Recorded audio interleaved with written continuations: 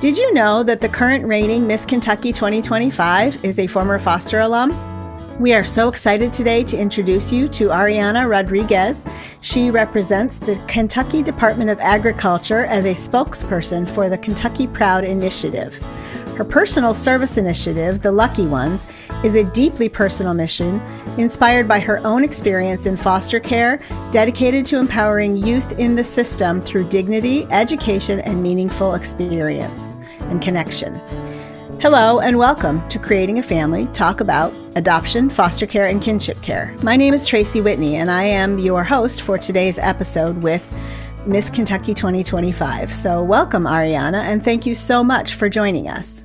Of course. Thank you for having me. So you made history as the first Miss Kentucky to have been in the foster care system. Can you start from the beginning and give us the story that led to today's title that you carry? Yeah. Well, my senior year of high school, I found out that I exited foster care 26 days too early to receive any financial aid. And so I initially started looking for talent competitions because I'd earned some money doing that when I was really younger. And I found the Miss My Old Kentucky Home pageant, which is a preliminary competition to Miss Kentucky. And this was in 2023. And at that time, I was living out of my car. It was my last year of high school, and I'd been homeless for probably a year and a half at that point. And so I didn't really have a lot of money saved up because living out of your car is expensive, as one might think. And so I was looking for money to pay for college, and I initially entered the Miss My Old Kentucky Home pageant for scholarships.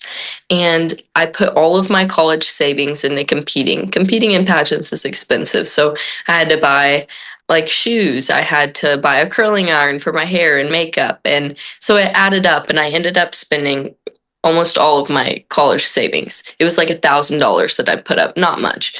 But I knew that $1,000 wasn't going to be enough to pay for everything that I needed in college, so I needed to make more. And so I really took a bet on myself, and I entered this pageant, and I lost. And I remember going backstage and just crying. And a director came up to me and she was like, "Why are you crying? You can just compete in another pageant." And I just said, I can't. I don't even know how I'm going to eat tonight, let alone how I'm going to afford to do another pageant. And she said, "If you want to go to Miss Kentucky, we're going to get you there." And she put a post out on Facebook asking people for donations, and people from across the country sent in money to me to help support my journey to Miss Kentucky.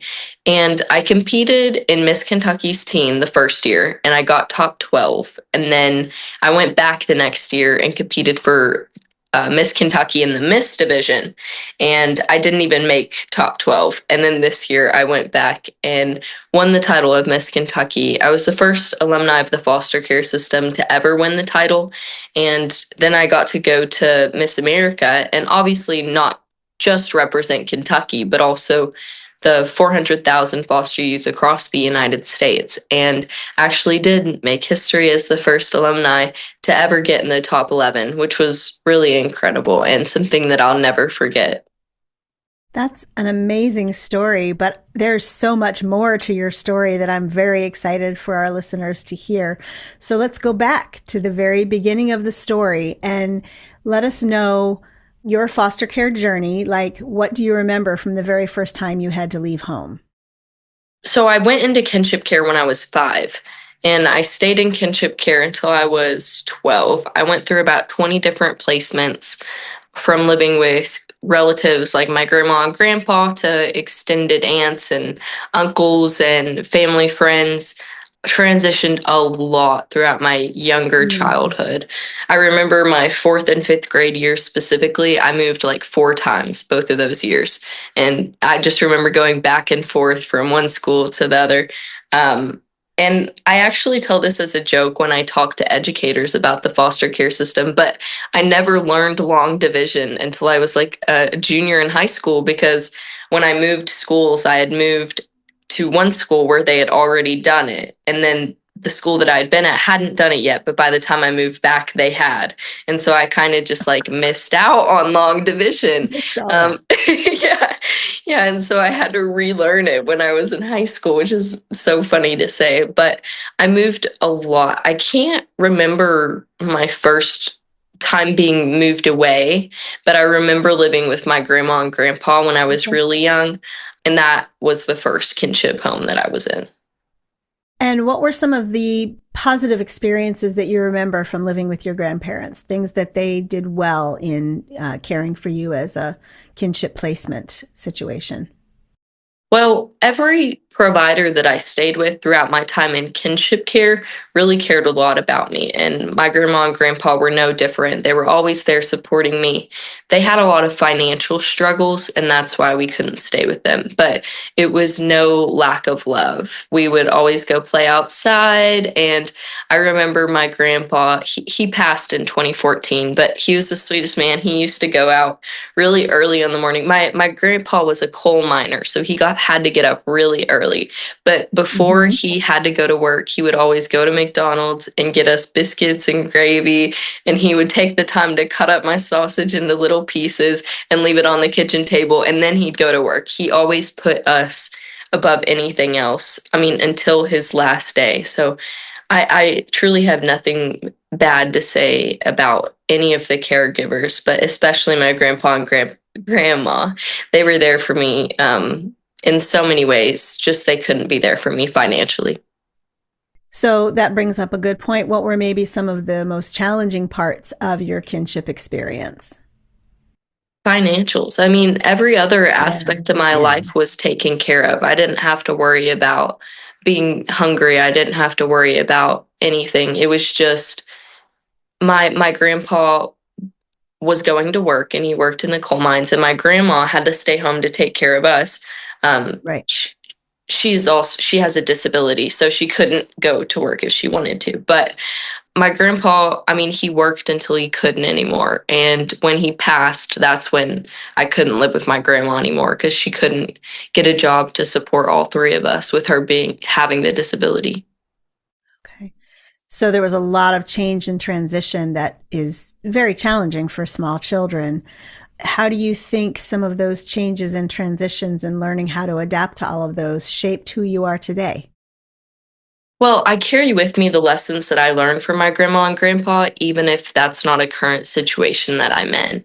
Just the lessons of love and hard work and perseverance and dedication. I mean, I've never seen someone more passionate and driven than my grandpa.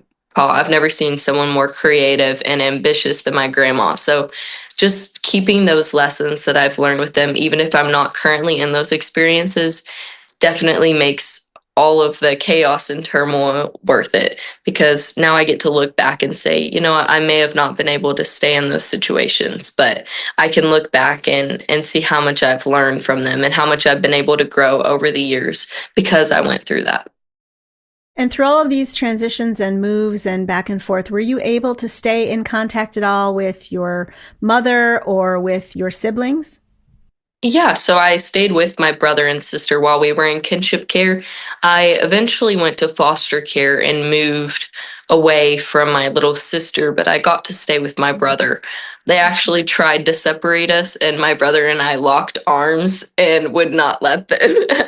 My Oh, brother told them that he would have to pull us apart, and they weren't going to do that. They eventually found a placement where we could both stay together because we were so insistent on it. But I got to spend a lot of time with them. And my mother wasn't always in the picture. She has mhm. been addicted to drugs. She had been addicted to drugs most of my childhood. And Okay. so it just wasn't her main priority. Right. So, what are some of the gaps or pain points that you experienced when you were in foster care, kinship care, and then foster care that you still see in kinship care and foster care today as you're moving about the country talking to people about these issues? Well, when I was younger, I wrote dozens upon dozens of letters to case managers, to judges, just hoping that someone would hear my story from my perspective. And so many times I was shut down and told, you're just a kid. And granted, I was just a kid. I mean, I remember the first time I asked to speak to a judge, I was only 9 years old. But at that point, by the time I was 9, I'd already raised two kids almost completely on my own because of how many years of me being the oldest daughter, and having two younger siblings that were constantly being moved around. They needed that constant role model. And so I had to step up and be that for them. And I really stepped into an adult role, and I was doing everything that an adult would do. I taught my sister how to walk, how to talk, used to make them all the meals of the day. Like, I was in an adult role. And so, although I was 9 years old, I was mature enough to know what I wanted and what I needed and what was best for my family.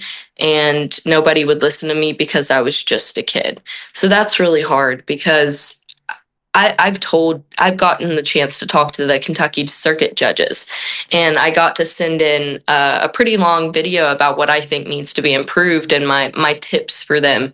And one of my tips was listen to every kid, even if you don't get to do what the kid wants you to do, just listening to them, making them feel like they have a voice in the decision, making them feel like they matter. That is more important than anything else because it gives that child their voice back. And it's something that's taken away when you're in foster care so many times. I mean, if you just think about being placed with a complete stranger, you have to change your identity to be able to adapt to that environment, to survive in that environment. And so many times when I would move into a new home, I would turn into whatever I thought that family wanted me to be.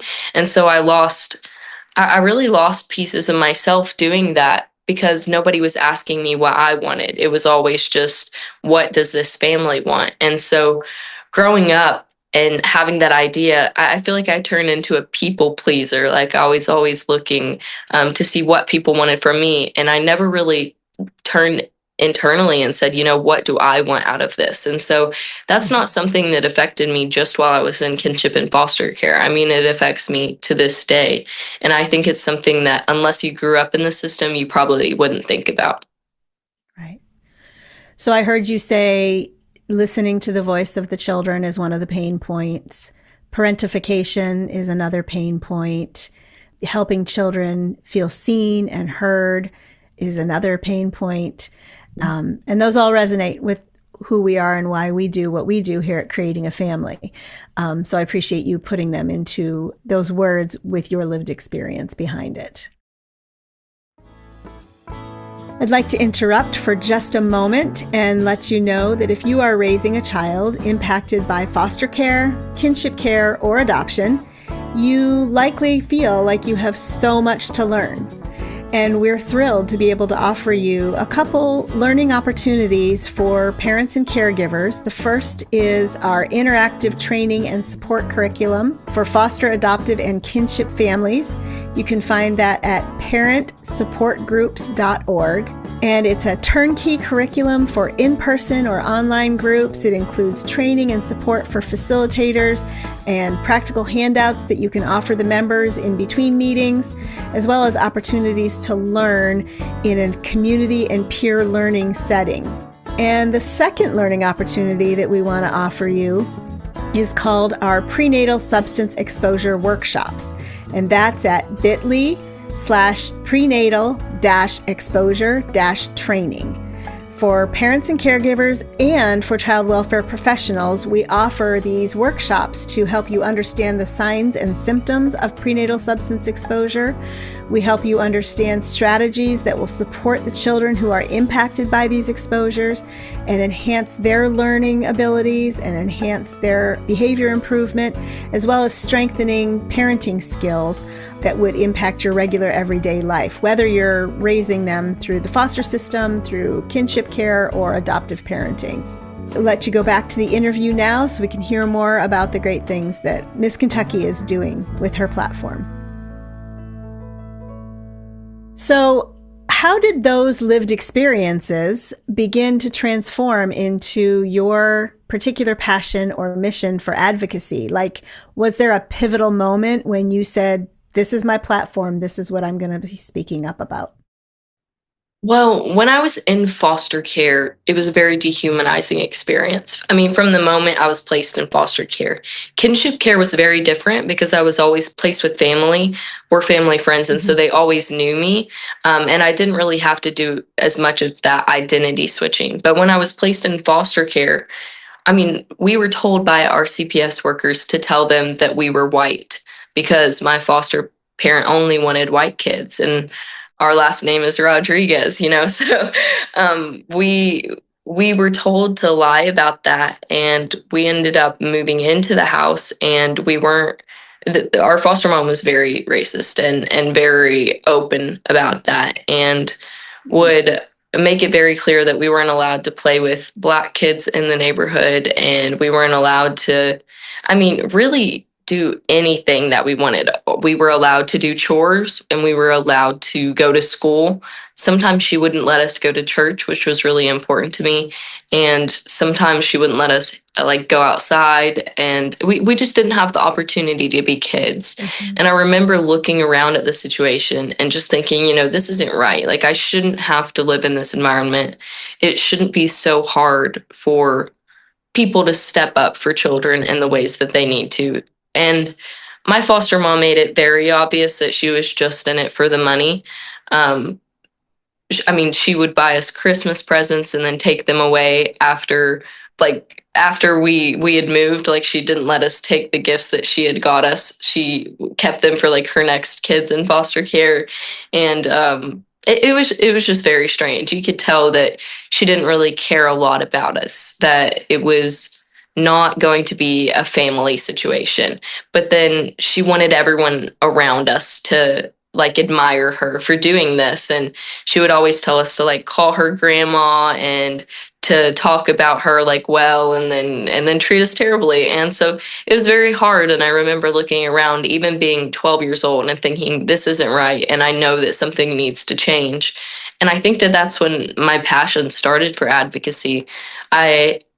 I just knew that something had to change, and I was looking around and seeing that nobody else was doing it, or the people who were doing it didn't have that personal experience in the foster care system. So there were little things that you wouldn't pick up on if you hadn't grown up in the system yourself. And me being an alumni of the foster care system, when I overcame those challenges of foster care and homelessness and started at the University of Kentucky, I decided that I was going to make it my mission to change things. So many people who grow up in the system don't end up in the positions that I do. 50% become homeless or in prison within the first 2 years of exiting care. Many don't get to get a bachelor's degree or a master's.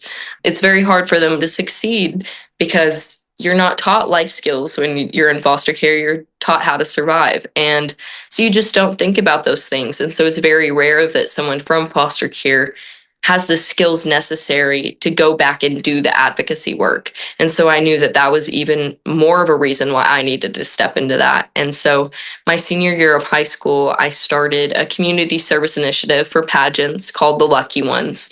And then when I started at the University of Kentucky a year later, I actually created it into a nonprofit student organization. And now we have 12 board members and over 40 volunteers across the state. So it's a really exceptional team. We do so many different initiatives that I can't even remember them all because my team is just constantly coming up with more. But our two Yeah. most prominent initiatives are the Lucky Ones podcast, which is a platform that I designed to educate the public about the issues of the foster care system and amplify the voices of those who have experienced it themselves. And then we have the suitcase project. So most children in foster care are given a trash bag. We collect suitcases and fill them with not only essential items, but also just some nice items that the kids would want. We always get the teenage girls face masks and one of those little rice bags to put over your stomach. And we just get them sweet, sweet little gifts like that too. And we're able to give it to them in a brand new suitcase, all full size items. So it really sets a tone that this is something that's yours, not just for a short amount of time, but something permanent that you can take with you, even if you don't stay in this home. Right. And so it's a really great program. I encourage anyone who's interested to look into it. So, this initiative that you began is just one more example of the way you've stepped into leadership roles and this leadership persona with such remarkable poise. I don't know many high school seniors and college freshmen who start their own nonprofits and expand them quite so quickly as you've been able to do. Where do you think all of that strength and that tenacity and that resilience has come from? What are some of the experience, like the specific experiences that made you decide this is what I'm going to speak on and this is how I'm going to press forward? This is the most common question I've gotten all year. And I never know how to answer it because growing up I didn't feel resilient. I didn't feel strong. I remember being very young and thinking to myself, you are bound for so much more. Like even at 5, 6 years old, I remember saying, like, I just remember looking at the environment around me and just knowing, like deep down inside of me, that I wouldn't stay in that environment forever, that I would outgrow that.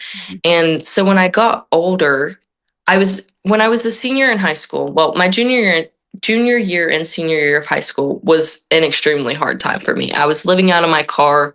I was trying to figure out how I was going to pay for college. I hadn't been separated from my brother, which I'd never experienced before. So we kind of lost our bond during that period. And so I was just really struggling.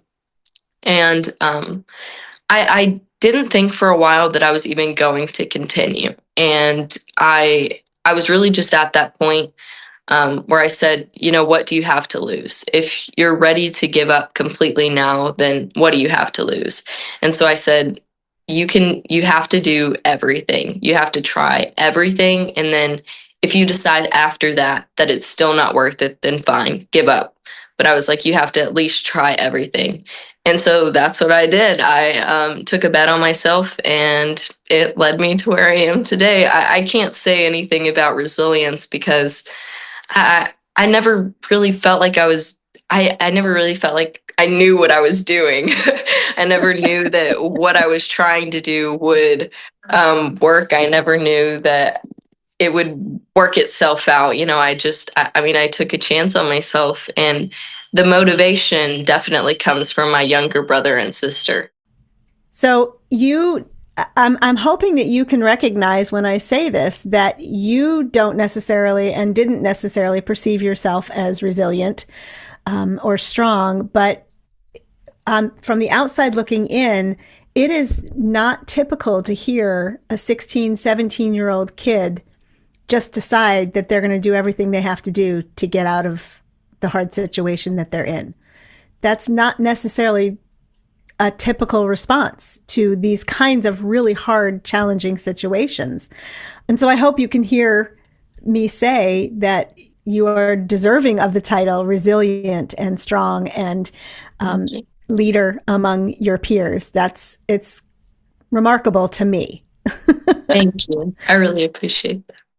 So now that you're Miss Kentucky and you're doing the daily tasks of this role, how do you feel like your childhood experiences and your passion for effecting change and using your strength and resilience to effect change continues to inform your daily life, just on the daily rhythms of running your nonprofit and carrying out the role of Miss Kentucky 2025?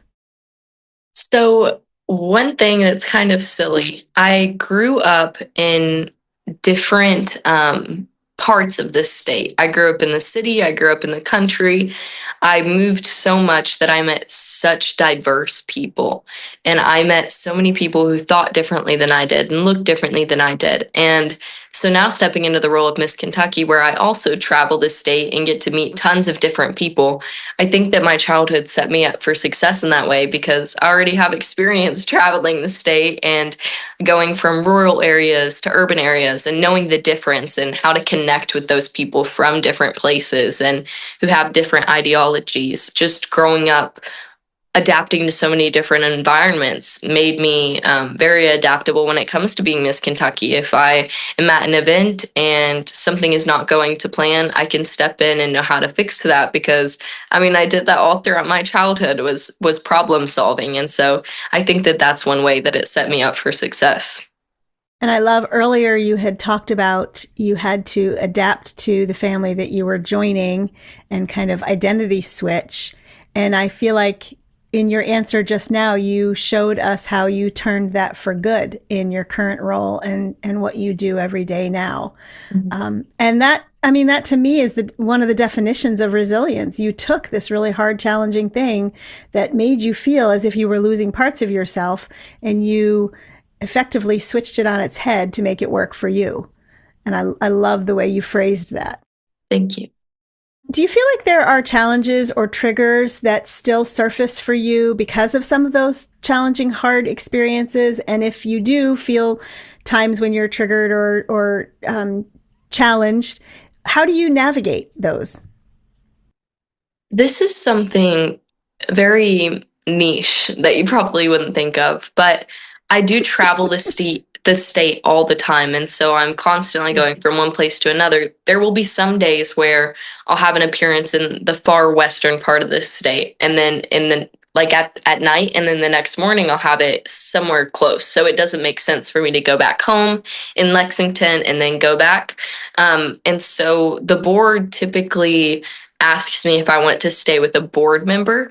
And for some reason, I can't do it. I can't stay in other people's homes now. And that was something really difficult, because that means that I am experiencing a lot more hotel bills than I probably should or would want to. But it, I just like my space, and it reminds me too much of foster care to be staying with other people. And so that is something very unique that has been a challenge this year, is navigating what that looks like, because no Miss Kentucky has ever had that issue before. Right. Thank you for sharing that. That was very vulnerable of you, but it's a absolutely authentic outcome of the multiple transitions that you experienced as a kinship and foster child. And I like that you advocate for yourself in those ways. And it's raising awareness, not just to our listeners today, but obviously to the entire Miss Kentucky circuit of pageant officials. They have to become aware of that now. And once you become aware of something, you can't unsee it and unhear it. So that's a great way to raise awareness.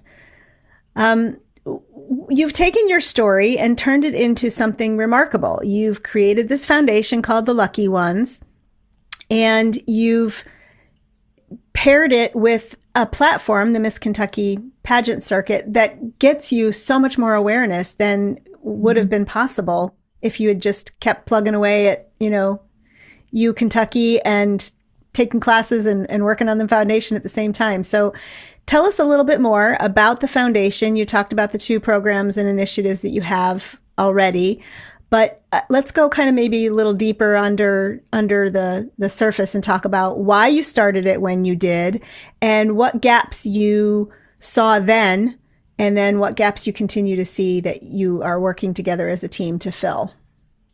Well, I'll start by covering the gaps of the 2 programs that I already talked about. So the suitcase project, the gap there was that children were being given trash bags, and we needed to replace that with tangible items.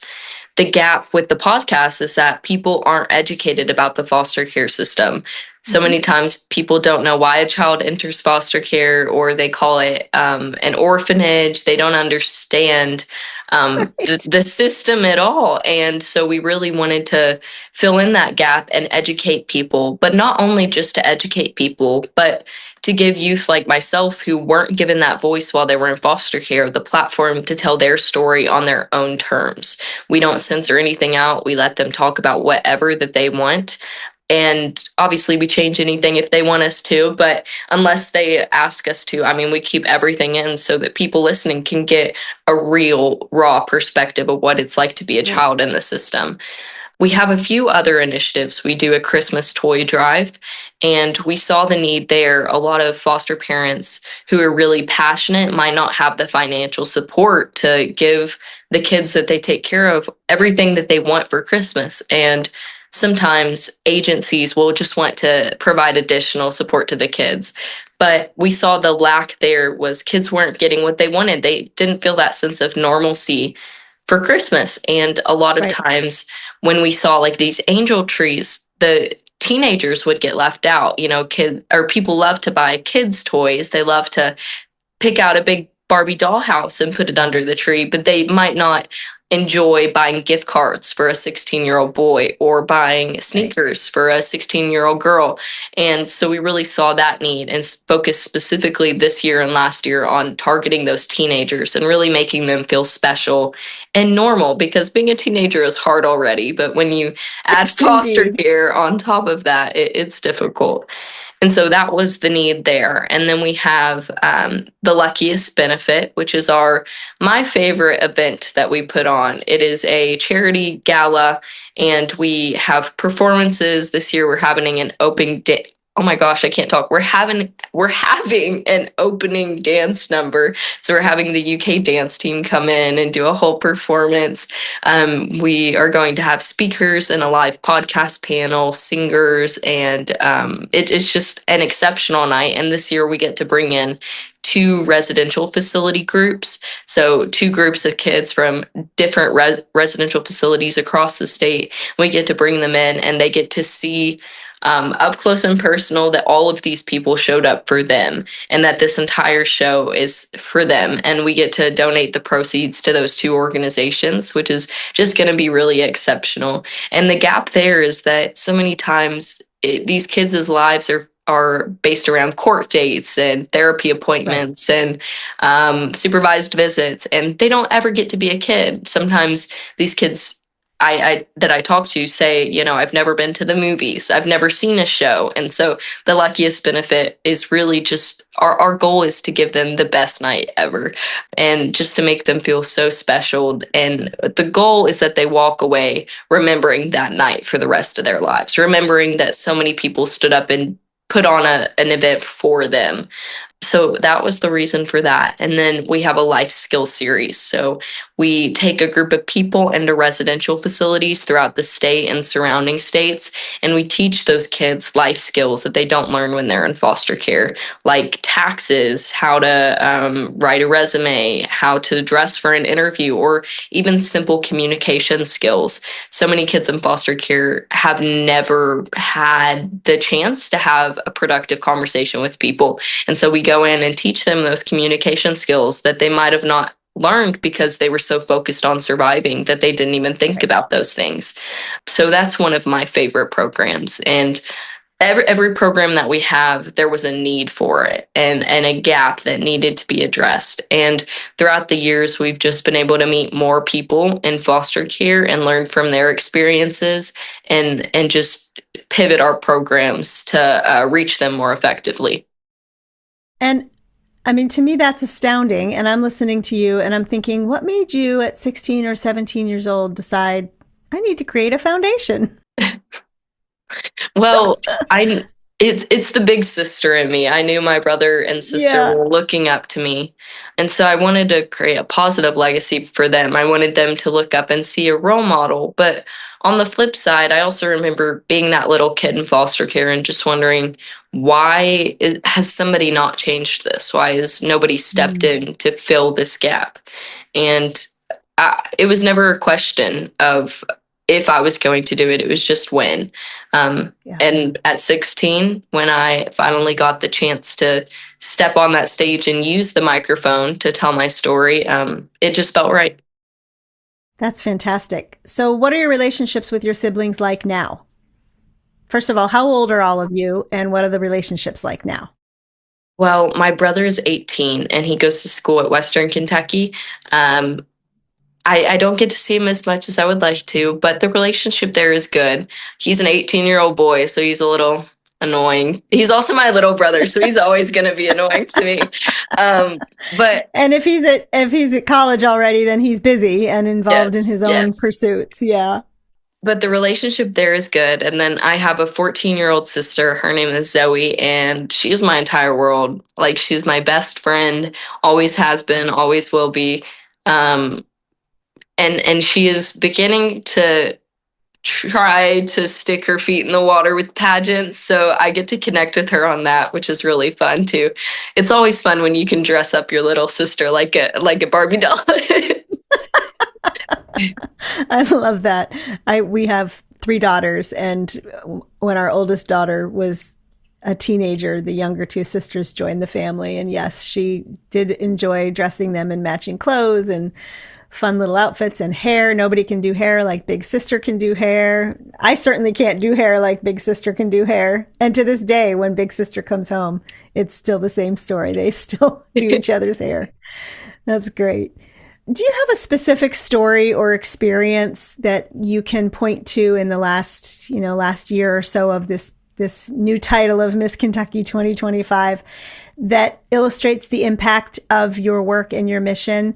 And you can share it anonymously if you need to, if that's more suitable to the story, but something that just kind of makes you go, yeah, I am on the right track. This is what I need to be doing, and this is what my organization needs to be about. The first week that I won, I was on my way to a news interview, and I think whoever was dropping me off had dropped me off like a little bit down the road from where I was supposed to be. And so I was in full crown and sash walking down this little small town street. And this girl came up to me, and she had been in foster care, and she was with her mom, and she had just came up to me, and her mom was like, "Oh my gosh, that's Miss Kentucky. Like, I read your story." This was in a small town close to where I'm from. So it was everywhere the week that I won that somebody from Yeah. Bardstown had won Miss Kentucky. um, and so I was talking to this woman, kind of rushing because I was on my way to be on the news, but I was kind of rushing. And then we started talking, and she was like, "My daughter's in foster care." And I've been down to talk to the daughter, and she's probably like 8 or 9 years old, not very old at all. And she was like, I can be a princess. And I was like, yeah, you can be anything that you want. And she told me, she was like, I didn't know people like us could do things like that. And I just started bawling. I mean, I went into the news interview just mascara under my eyes. The first week of being Miss Kentucky is insane. You have news appearances every day. You're traveling the state. You are a mess because I didn't expect to win. So I'm still over here like, what am I even doing? I am not good at this. There's no script or manual for how to be Miss Kentucky. Right. You kind of just figure it out over time. Right. And Right. this week, I mean, I had really been just exhausted, and I had been trying to enjoy every moment of it, but having that just one moment of connection and grounding, just knowing like this is why I'm doing this, like this is why I'm Mhm. putting myself through all of these news interviews and all of the Yeah. radio appearances and the school visits. This is why I'm pushing myself to be my best in all of it, because kids like this are looking at you. And so I'm really glad that that was the first week that I was Miss Kentucky, and I'm really glad because that set the tone for my entire year. That one little girl, and it's funny because she might never know how much of an impact that had on me, but she really did. That's fantastic. Are you finding as you're raising awareness and you're getting the word out there and you're engaging with these news organizations and online website organizations and things like that, that you're collaborating and finding partnerships that are, going to help further the mission of the organization? Yes, I have multiple appearances every single day. So I get to connect with Kentuckians all the time. And I find connections where I least expect it, honestly. I find them at a farm dairy show when I am going to be the spokesperson for the Department of Agriculture and singing the national anthem at an event. I find it at a baseball game where they want me to throw the first pitch. I find those connections in such odd places sometimes, but Yeah. you just never know how people have a connection to foster care, how people resonate with my story. And so I'm able to meet business people and passionate nonprofit founders and healthcare providers who are all kind of affiliated with foster care in one way or another. And that's Mhm. made me able to grow the program. But even more than just the professional connections that I make, I meet so many people who give me perspectives that grow the Mm. nonprofit, from foster alumni to social workers to police officers to judges. I mean, I've gotten to talk to so many different people and truly understand the foster care system from all perspectives. That way, my team and I can look at how everyone views it and see, okay, this might be a gap just because these two people see something differently, or this might be a gap because of the inherent role that this position is in. They don't get trained on this thing that involves foster kids. And so we're able to look at it from just an outside perspective almost, and look at it from an outside perspective and just see where the gaps lie, and we're able to fill in those gaps and address them. And so it's really cool to be able to connect with so many different people, even if I don't agree with them all the time, just to be able to know that different perspectives exist and try to understand them. My first year of social work at the University of Kentucky, I had a professor who told the class, this was my first social work class, and she said, nobody thinks that a child should starve. We just disagree on who and how should feed the child. And I've seen that play out throughout this past year.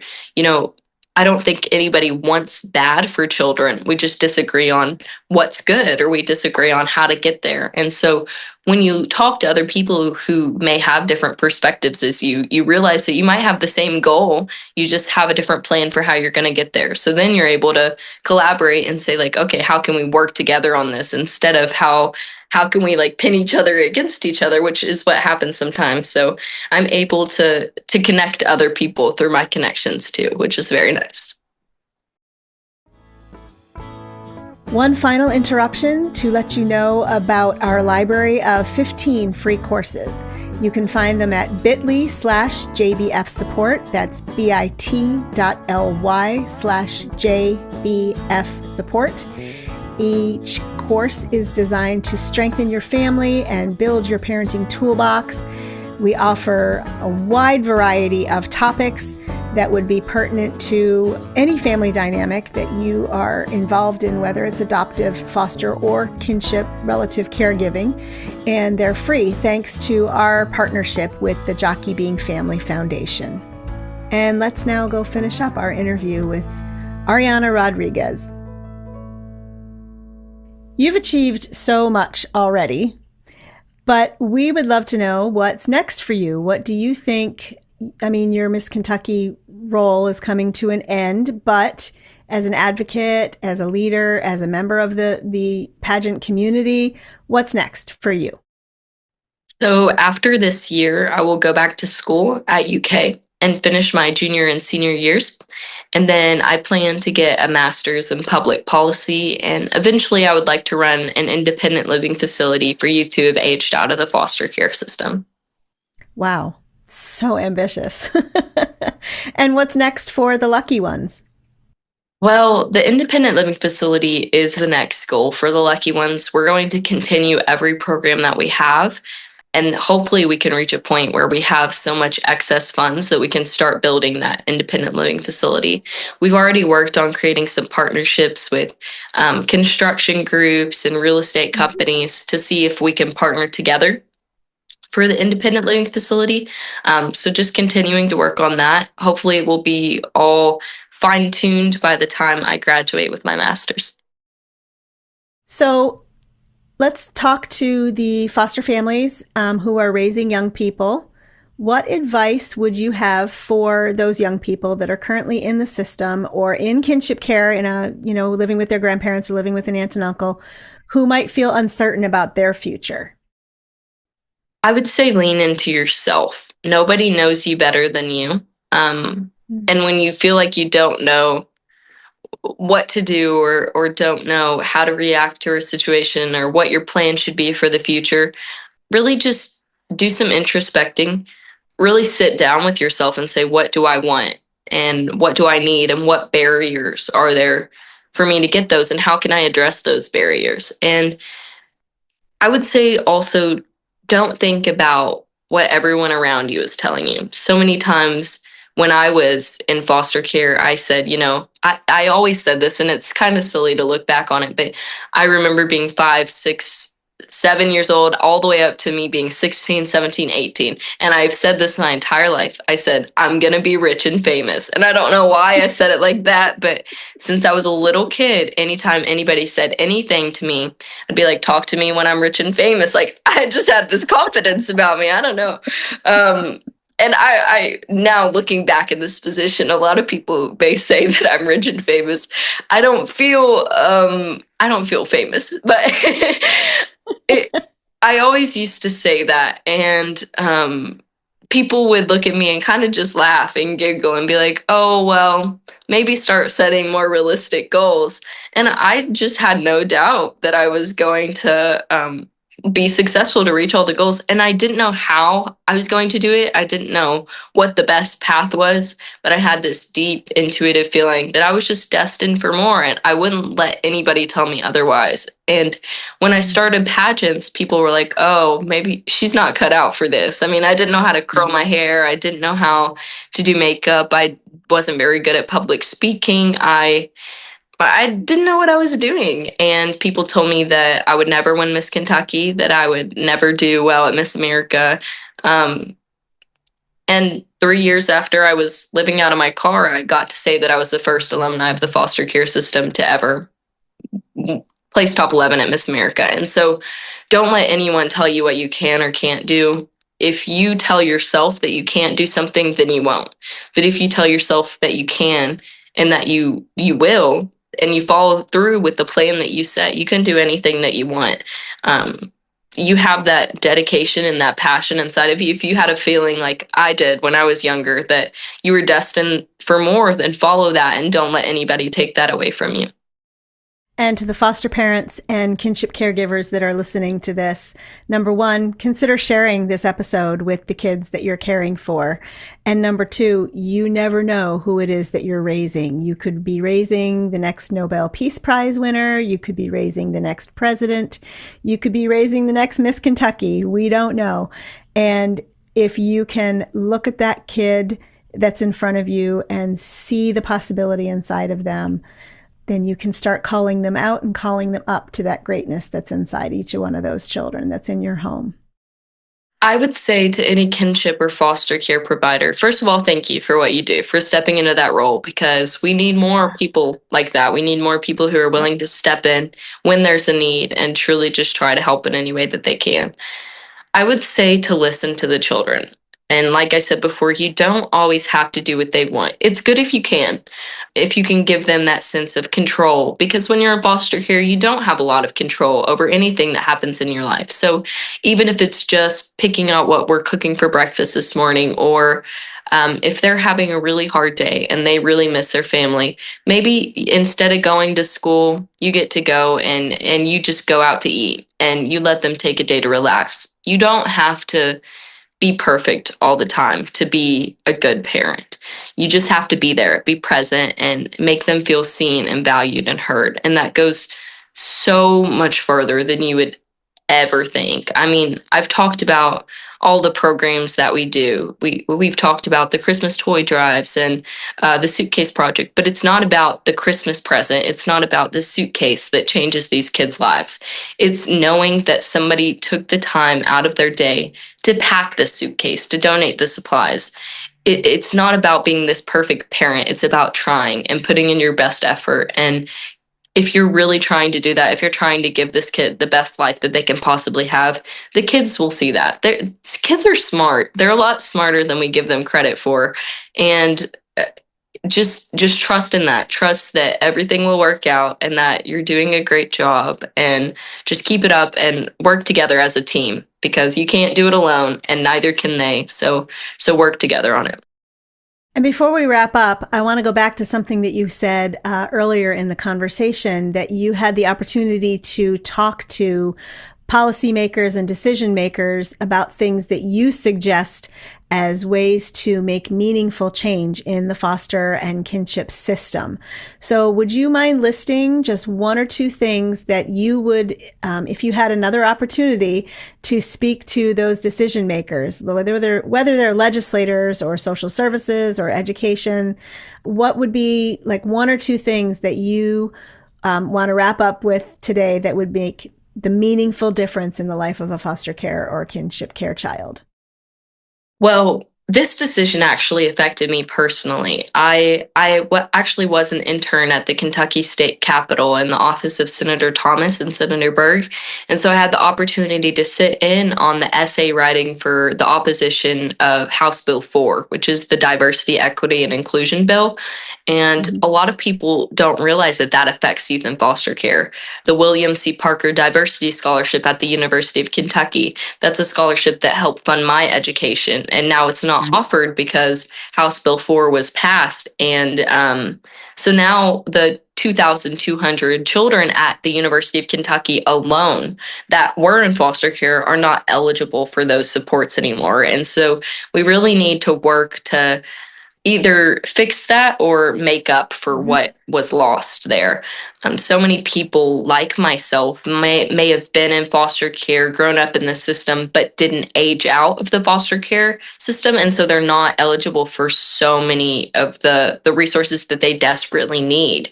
And that's one of the reasons why they become homeless or go to prison or unfortunately are trafficked, is because they're not set up for success in the ways that they need to be. And so if we meet those needs, then the kids will have everything that they need to be successful. And at that point, it would be up to them. But if we're not giving them that chance, then we can't go back years later and say, oh, well, this person that's homeless right now, like they should have done better because we didn't step up to make it better for them. And so I think that we just need to look at it from a prevention standpoint also, instead of trying to go back and fix what's already happened and fix the damage that's already happened. We need to look to the future and say, okay, how do we stop this from happening before it even starts?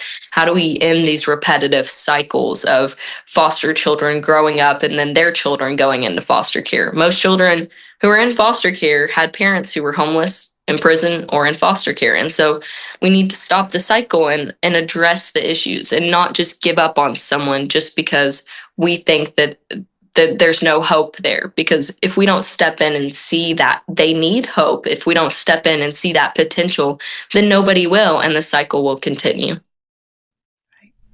And at the state and federal level, we have to be investing in the futures of these kids. And that happens when we go back and invest in the preventative measures that protect them from the cycles that they've been caught in as generations of families. Well, Ariana, thank you so much for your time today. I know you're super busy and you've got lots of interviews and appearances and probably finals coming up too. Or are you taking a semester off? I took a year off. Okay, so no finals this week. But thank you for your time and your life experiences that you were willing to share with us today. We wish you only the very best in the future of your education and building your foundation and going out and changing the world. So thanks for your time. Thank you. I appreciate that. And thank you for having me.